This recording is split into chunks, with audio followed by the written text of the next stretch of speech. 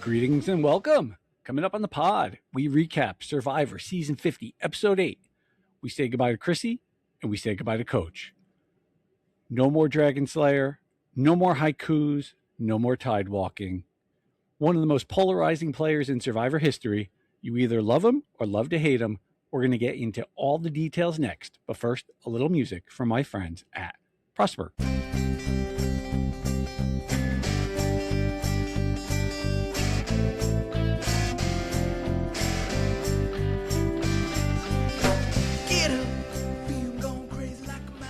Well, hello, and welcome to Kevin's Catch-Up at Watch Out Talk Out Pod.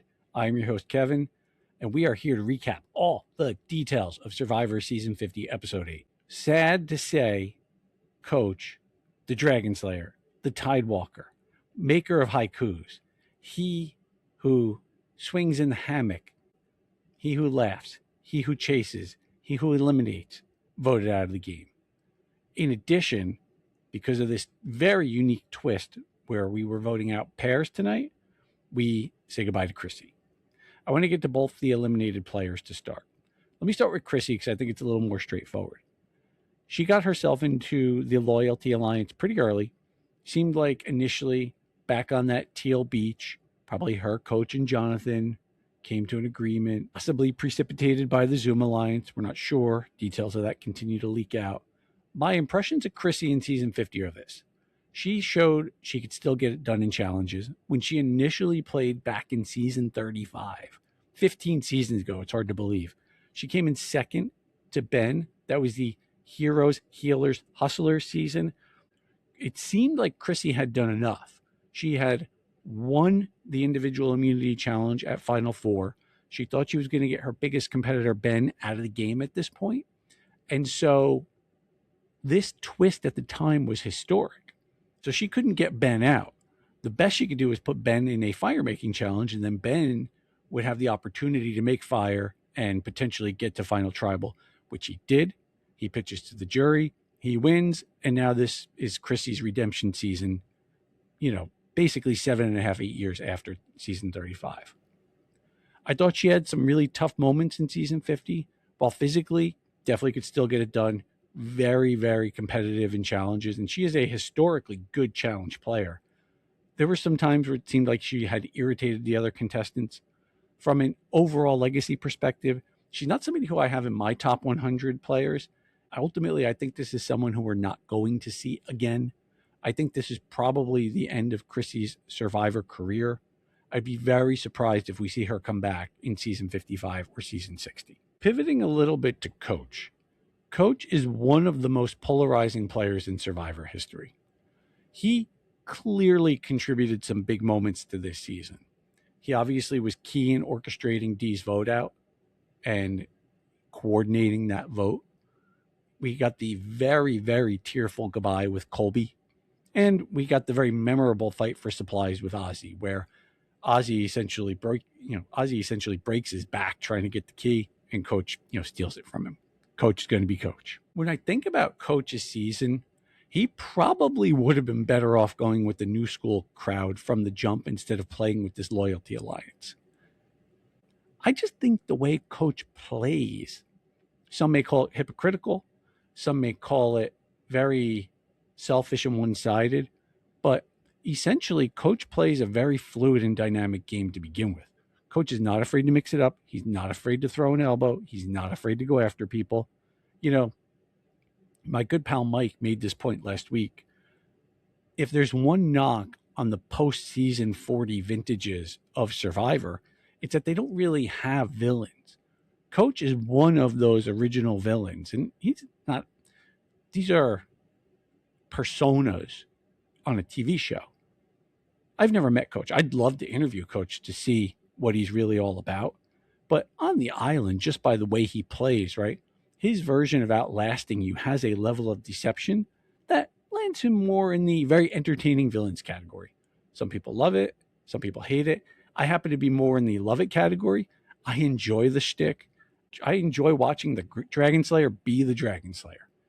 I find it very entertaining. There's an alternate pathway this season where on that initial teal beach, if Coach goes with Dee and if Coach goes with Camilla, and if Coach goes with Tiffany.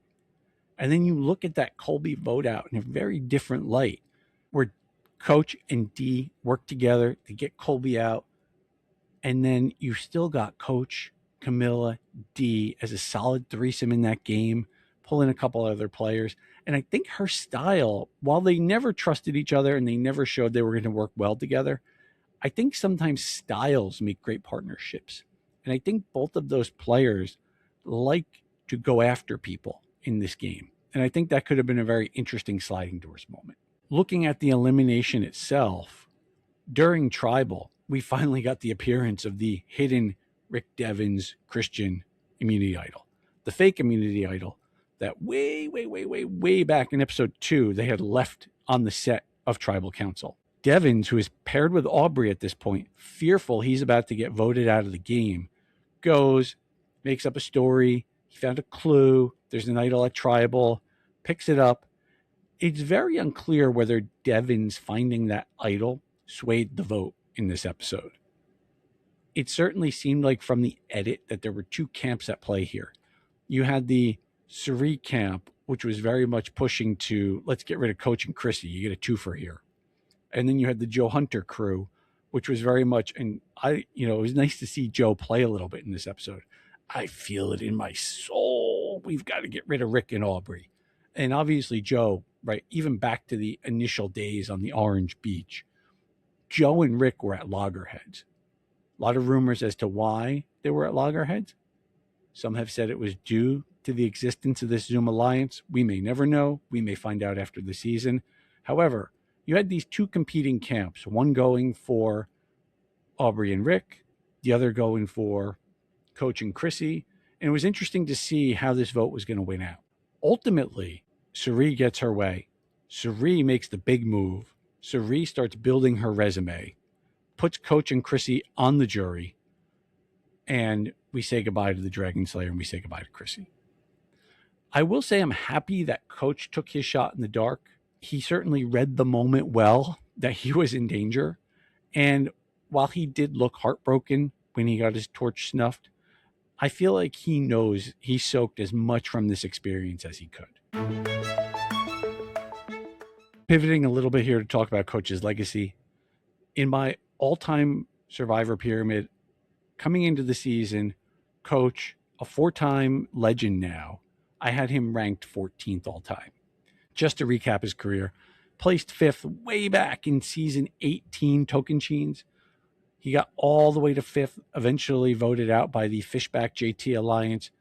That was really an epic moment that we saw a flashback to earlier in the season, where coming back from Exile Island, he lost just this epic, they call it chimney sweep. It was the challenge where he had to hold himself up between these two boards, and he can only use the sides of his arms and the sides of his feet. He lost it back in season 18. He lost it again in season 50. Saw him come back 2 seasons later in Heroes versus Villains, season 20, placed 9th that season. Had some really big moments on that Villains tribe. Nobody who's a Survivor fan will ever forget the moment where he basically dragged Colby down the beach in the opening challenge of that season. Also had a very emotional moment with Tyson in that season. Had a really strong alliance and relationship with Jerry Matthey.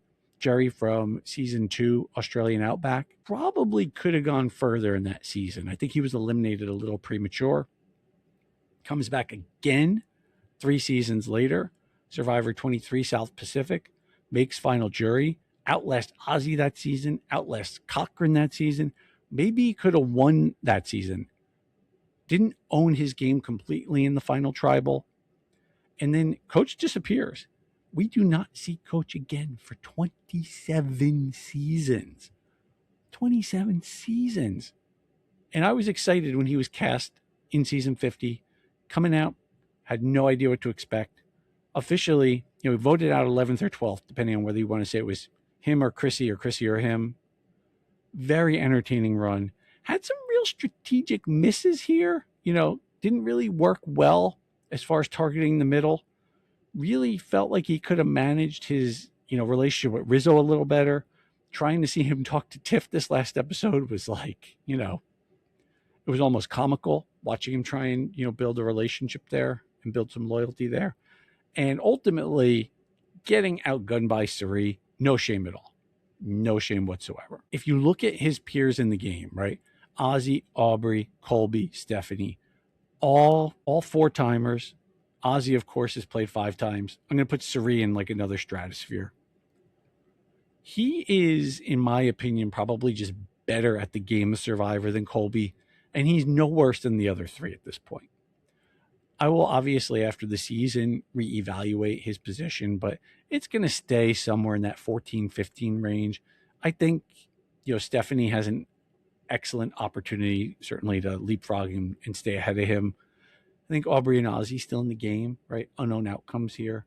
But he is certainly in that category of legends that has meant a lot to the game, and Survivor would potentially not be where it is without him. I do think from a legacy perspective, there is an interesting conversation to be had around, Coach, a 4-timer and a legendary contributor, versus some of the outstanding winners who have played 2 times. He did outlast D in season 50. That's not nothing. He outlasted Rob, Tyson, and Westman in the Heroes versus Villains season. And obviously Stephanie was eliminated very early in that season. So he has a credentialed resume here, but there is an interesting conversation in there. When you think about the 4 elements of Survivor, building relationships to advance your game, making moves to build a resume, building a jury you can win with, and sealing the deal at the end, right? Coach has elements he clearly excels at. He can build alliances. He can make moves. I do think there are some questionable moments, especially regarding his long game and jury construction and narrative he builds with the jury. Some of the shtick and some of the shenanigans, they do work against him. However, I certainly have no problem keeping him in that upper echelon of players all time. All right, pivoting a little bit. Enough of the laurels and platitudes of Coach. I want to talk a little bit about the immunity/reward challenge. This was an amazing 2-part challenge. Players had to pair off. The pairs had to run this very intense obstacle course style challenge where we've seen certain components of this before, where they throw a basketball up on a rail and then they have to run through these like rope obstacles and try and catch the basketball. Couple of things that were a little bit new. They then had to pass the ball on these paddles. That was pretty neat. And then in a crescendo, they had to do a Survivor classic, which is to build a bridge out of these almost like puzzle block slats where they had to match them in perfectly.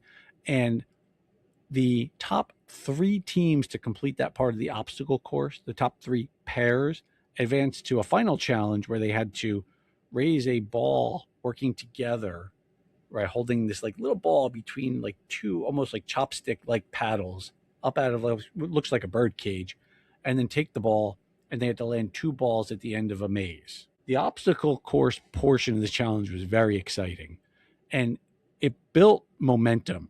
But the way that this puzzle portion behaved, all of the teams were able to get in it, and you really had an exciting moment at the end where you had Jonathan and Hubicki heads up against Aubrey and Devins, just trying to get the last couple spots. Aubrey and Devins happened to win the last spot. They joined Tiffany and Joe. Kudos to Tiffany. She continues to be a beast in these challenges. And Ozzy and Stephanie, and advanced to the final birdcage maze challenge. I was thinking about the pairings a lot, because one of the things that was interesting about the twist of pairing off the survivors, one, they got to pick their pairs.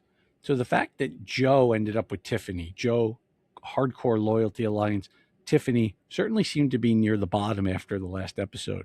It was a little curious to me how they ended up together. I can only surmise there was a little bit of hedging here, a little bit of let's make sure to put a loyalty member with a non-loyalty alliance member, just in case there's a huge reward or a huge advantage come out of this. Not really sure. Wasn't super clear from the episode edit as to the motivation going into these things. We did get a cool flashback to the Brochachos. Jonathan picks Christian to be paired up with. And it got me thinking, the Brochachos, if you go back to season 37, that was John, a.k.a. the mayor of Slamtown, and Dan aligned with Christian. and one of the all-time great alliance names. We got another one this season with Cirie's Wizard of Oz. And then, of course, I started thinking about all-time great Survivor Alliance names. You got to put the Black Widow Brigade in there. You got to put Stealth R Us in there. You got to put Cops R Us in there. And I think those are like the big 4 or 5. I'm sure there's a couple others. The only person who did not end up getting paired off was Cirie. Seemed like the tribe kind of knew this was, she's going to go to exile, but she also will likely be immune from the vote. So there was not a ton of trepidation from Cirie as far as going on that boat and going on the journey. We'll get to the coconuts of that in a few minutes. So we have our pairs. They all compete. We have our 3 winning pairs that make it to the final maze. In the maze portion, I mean, my goodness, how many times was Ozzy going to ram that ball off the back end of the maze? Very happy for Tiffany. Her and Joe land 2 balls. They win immunity. She needed the win. She just needed something good to happen to her. And it was nice to see something good happen to her. And then it becomes very clear that from really right after this challenge, it's Aubrey and Devins, and really Coach and Chrissy are the two sets of names being discussed. After the challenge, everyone goes back to the beach. Pretty quickly, all the groups descend on the idea of Aubrey and Devins. Aubrey and Devins, let's get them out. There is, of course, a middle there that starts pushing Coach and Chrissy, and it certainly puts Ozzy and Rizzo in a situation where they have to try and talk about this without Cirie. Again, Cirie off on her journey. And initially, they were going to go for Aubrey and Devins. And then we leave the beach where all this commotion is going on, and we pan out and we find where Cirie is.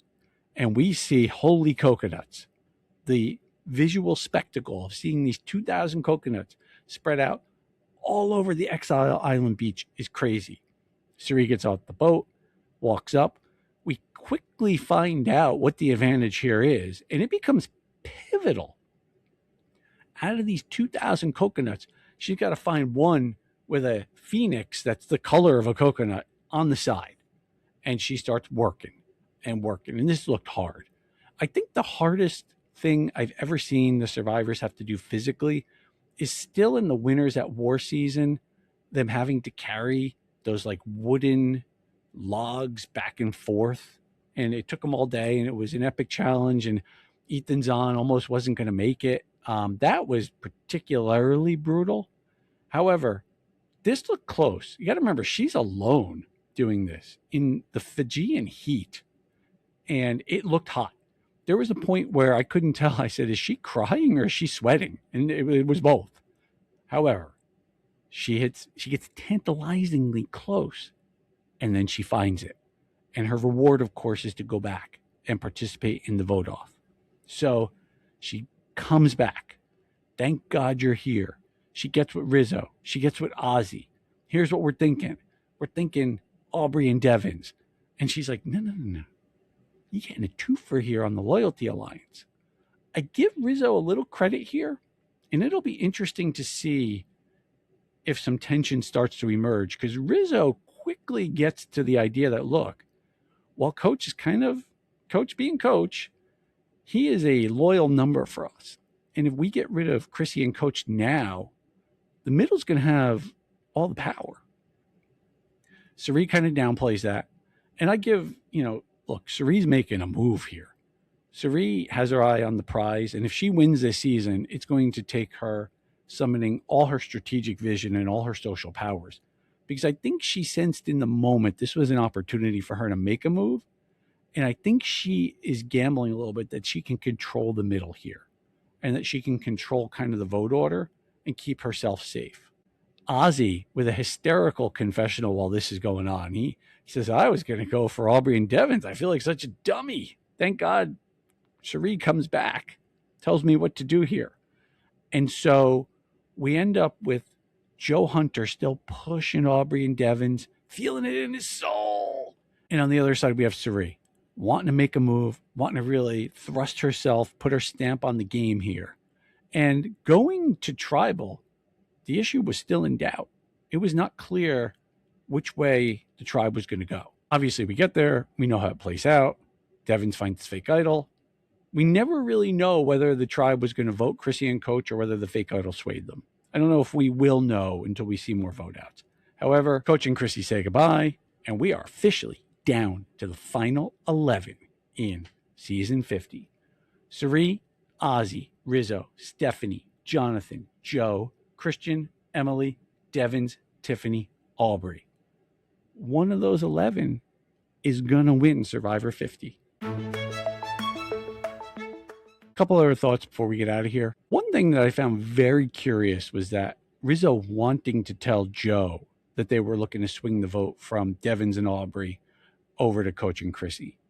You know, we saw this theme earlier when Christian wanted to vote out Mike White and said, look, we can't tell Ozzy. Ozzy might tell him, and we're going to have a problem here. You know, we can clean this up after. And that is a theme across all seasons of Survivor, right? There are times when you have to leave people out of a vote. Makes me wonder whether Rizzo is building other relationships. Makes me wonder if Rizzo and Cirie have a relationship with Joe. There's just certain pieces of this season where it's never been very clear who's working with who. Even Dee had said in her exit interview, a couple of weeks ago that there was a lot of action on the beach initially, when the Teal tribe was together. And you just never got a sense for who was with who and who was against who. We know that Cirie was obviously with Joe on the initial, when they were initially marooned. What's not clear right now is why they wanted to tell him.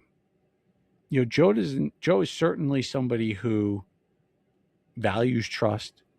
It could be a case of jury management, right? Let's make sure we keep him in the vote, because if we're going to land him on the jury at some point, we don't want this to be a thing where the noble and honorable players are the only ones who are going to win, and you guys blindsided me in this vote?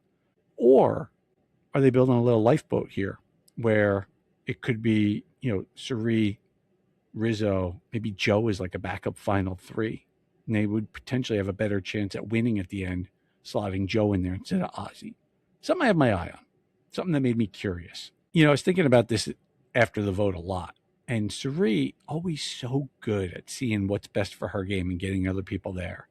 If you just look at the four names that were in the hopper, Devins, Aubrey, Coach, Chrissy, at the end of the day, she managed to swing the vote to the one that was the highest risk to her. Out of all those people, Coach was most likely out of the four to come for her at some point. Get him out of the game. It's amazing to me the way she plays this game and gets people to do what's best for her game, and they also think it's best for their game. She is an all-timer, a legend for all generations. Last thing I want to hit on before we look ahead, amazing how quickly Tiffany got popular this episode. We see Ozzy pitching Tiffany as a number. We see Joe, one thing we didn't get into was Tiffany and Joe got to go on reward together. They got pasta. Pasta is always great. Who doesn't love pasta? But Joe pitching Tiffany as a number.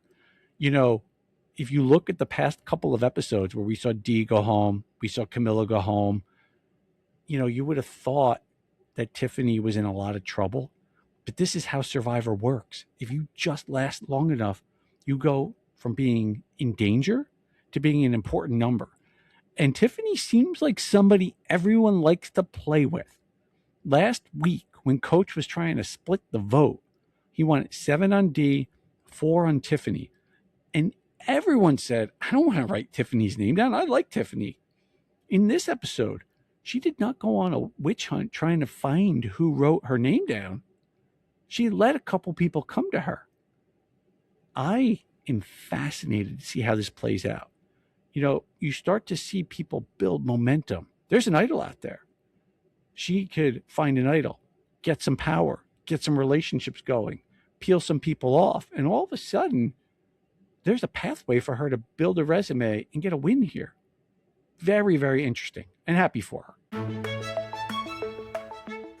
All right, little look ahead here to episode 9 and beyond. Fascinating how fast things fell apart for the Loyalty Alliance without Colby. All of a sudden, Colby, Coach, Chrissy, all gone. And big question marks around where do Stephanie, Joe, and Jonathan go from here. All of a sudden, there's some criticality to whether or not Joe can pull Tiffany in. And they are right back in business. And you could argue they are in better shape if they swap out Coach and Chrissy with Tiffany. All of a sudden, you got a strong four players, by the way, who can go on huge challenge runs toward the end of this game. Fascinating. And I'll be watching closely for that. Next point, it's really hard to tell who Aubrey's working with. She gets paired up with Devins in this episode. Devins, her old Edge of Extinction buddy. But down to 11 now, she's as big a number as everything I said about Tiffany applies to Aubrey. To me, the most logical outcome here is that Cirie, Ozzy, Rizzo, Stephanie, Jonathan, Joe, and Tiff, right? That 7 come together and they start to work down the middle, start picking off Devins, Christian, Emily. And then Aubrey is this big question mark. You know, she seemed to have a pretty good relationship with Tiffany. Does she get in with that group and go with Tiffany? I don't see anyone flocking to the middle right now. Devins, Christian, and Emily, they're in this dangerous situation. You know, Rizzo made this point that he wants to be in the middle, right? Because the middle is where all the swing is. It's amazing season over season. If you go back to 49, the middle was like the third rail. Sage tried to sit the middle, voted out. Joanne tried to sit the middle, voted out. Sophie tried to sit the middle, voted out. Now everyone's trying to coalesce to the middle. I think that's a mistake. I think in this game where trust has been a big theme and everyone has exhibited an ability to work with everyone, you know, the folks who were having trouble working with across the entire tribe are gone. You know, the more polarizing players, Dee, Camilla, Coach, they're out. You know, Cirie, Ozzy, Rizzo, Stephanie, Jonathan, Joe, Tiffany, Aubrey, Emily, Christian, these folks have all worked together on different votes at one time. And so I could see there being some real value in, you know, there's big numbers in Survivor. 7 is a big number. If you can get to 7, you could see the finish line. And I could see that 7 getting really solid and going after Devins, Christian, and Emily. All right, final thought here. The next few votes could be very telling for the type of jury that gets constructed. Simply put, is it better for everyone's game to just eliminate the loyalty alliance? You could theoretically end up with 5 jury members that are strong loyalty alliance folks. Coach, Chrissy, Joe, Jonathan, Stephanie. We saw this in 37, David and Goliath, where Mike White and Angelina knew they had to get all the Davids out of the game. They could not sit next to a David at the end because of the way the jury was constructed. You could see a similar thought process here where the remaining players in the game know they can't sit next to a loyalty alliance member. You know, if you just sort of look at the numbers and the way things are shaking up, there's 11 people left in the game. There's currently 3 jury members. Assuming you're going to get down to a final 3, that means you're going to get 8 more people on the jury, which means you're going to have a jury of 11 people. If 5 of those people are loyalty alliance members and nobody from the loyalty alliance makes final tribal, they have to pick someone to get behind. However, if 4 of them on the jury are loyalty alliance members and somebody from that alliance makes final tribal, that could be disastrous for the remaining players, because 4 out of 11 votes going to one player means that out of the other 7 votes, you have to almost sweep them. You have to get 6 out of the 7 to win this game. And so everyone on that beach is good at working the numbers. It'll be very, very interesting to me. I think this game goes one of 2 ways from here. I think the group of 7 that I had mentioned before, kind of Cirie's Wizard of Oz plus the remaining loyalty members, start to attack the middle. Or Cirie's Wizard of Oz and the middle just get the loyalty alliance out of the game. We cannot sit next to them. And that opens up a fascinating opportunity for whether it's Stephanie, whether it's Jonathan, whether it's Joe, to go on a big immunity run. We've seen this. The reason why Mike White didn't win 37, Nick went on a huge immunity run. Couldn't get him out of the game. And let's just take Stephanie, legendary player, still performs well in challenges. If they get down to, let's say, final 8, and Stephanie's still in the game, and they can't get her out, the tension just starts to build. And then they have to start picking each other off. And then it becomes Stephanie all of a sudden's an important vote to keep me in the game. And it just ratchets everything up. So I think the next couple of votes are going to be key to see which way this game breaks. So Loyalty Alliance completely out, or do we attack the middle? That's the big decision. All right, that is it for the pod. I want to thank everyone out there for listening. If you like this pod, feel free to subscribe wherever you get your podcast or share it with your network. You can also follow me on social media. I'm on Instagram. I'm on YouTube.